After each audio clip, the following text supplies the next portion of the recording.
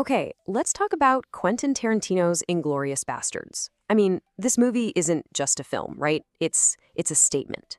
But what exactly makes this crazy rewrite of history a modern masterpiece? Well, today we're going to unpack all of it. The genius tension, the incredible characters, and that unforgettable ending. So yeah, let's dive right in. So when you think about a war movie, what comes to mind? Probably stuff like realism, tragedy, historical accuracy, right?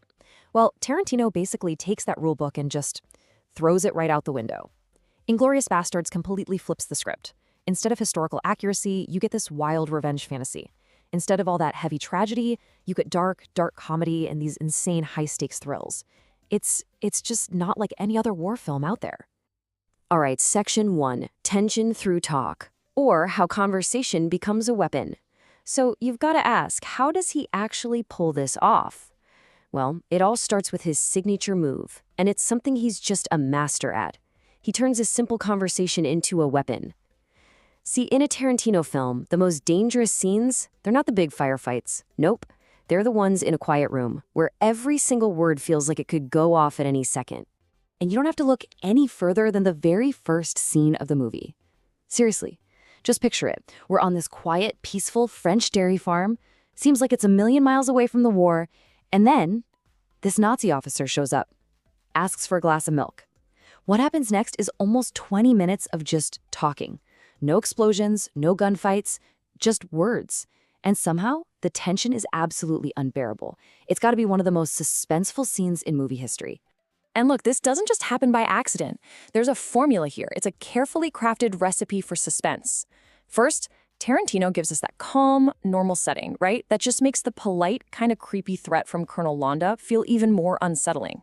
Then the pressure starts to build, but not with action. It builds with these relentless questions and these long, awful pauses where you can't breathe. So by the time the violence finally hits, you're already completely wrecked by the psychological tension. It's an absolute masterclass in filmmaking. Okay, next up, unforgettable characters, the hunter and the hunted. So who is it that's wielding all this weaponized dialogue? Well, it's the characters, of course. This whole story is this incredible game of cat and mouse. And it all starts with, let's be honest, maybe one of the greatest screen villains ever written. That's a bingo.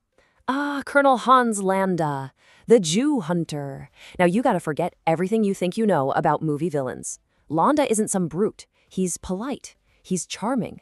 He's scarily brilliant. He doesn't need muscle, you know? His weapon is his mind, and he uses it to hunt people down with this terrifying, surgical precision. And what's his #1 tool for dominating a room? Language. I mean, think about it. The guy speaks 4 languages fluently. 4. Christoph Waltz, in what is an absolutely legendary Oscar-winning performance, just flawlessly switches between English, German, French, and Italian. And this isn't just Tarantino showing off. No way. It's a strategic weapon. When Landa controls the language of a conversation, he controls everyone in the conversation. He keeps them completely off balance. So this is really the anatomy of a perfect villain, right? You've got this polite and charming surface, but it's just a mask. It's designed to disarm you right before he strikes. And underneath, a hyper-intelligent mind that uses words like weapons, like scalpels. But the thing that really gets you, the thing that makes him so genuinely terrifying, is how he can just switch. He goes from friendly to deadly in a blink. It's chilling. But hey, for every hunter, you gotta have people who fight back, right? On one side, you've got Brad Pitt as Lieutenant Aldo Raine.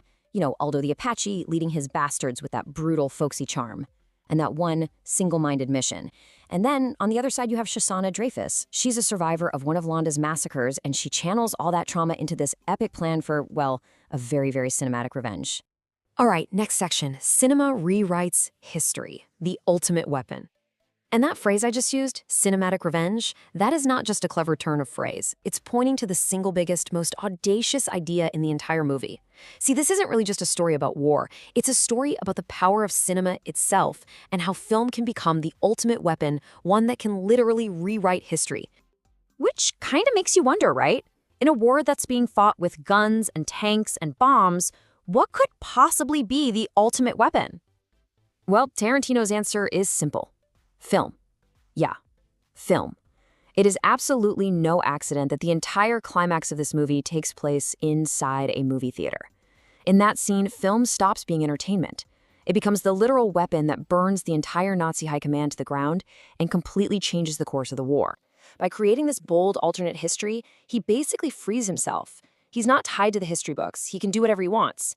And that freedom is what allows him to give us one of the most shocking, audacious, and honestly, one of the most deeply satisfying endings in modern cinema, period. So a director's masterpiece, the perfect blend. Okay, so what happens when you take that razor-sharp dialogue, you throw in one of the best villains of all time, and you mix it all up with a plot that literally rewrites history? Well, what you get is a director's masterpiece. You get this perfect, somehow chaotic blend of totally opposite feelings. I mean, the tone of this film is just controlled chaos. One minute, your knuckles are white because the tension is so thick you could cut it with a knife. The next, you're shocked by some sudden, brutal violence. And then, seconds later, you find yourself laughing at a line that is just wickedly funny. The magic is that Tarantino doesn't just switch between being tense, violent, and funny. He somehow blends it all together, often in the very same scene. And what you get from that crazy balancing act is a movie that is, at the same time, intensely gripping and just wildly entertaining. It's proof, really. It proves that when you take these unforgettable characters, this master-level dialogue, and a story that's bold enough to just change the past, you end up with something truly, truly special. And that brings us all the way to the very last line of the film, spoken by Aldo Rain himself. You know something, Udovich? I think this just might be my masterpiece. It's the perfect ending. It's not just him talking about his handiwork in the story. It feels like Tarantino himself winking right at the audience. Like, maybe he wasn't just talking about carving up a Nazi. Maybe he was talking about the movie we all just watched. And you know what? He might just be right.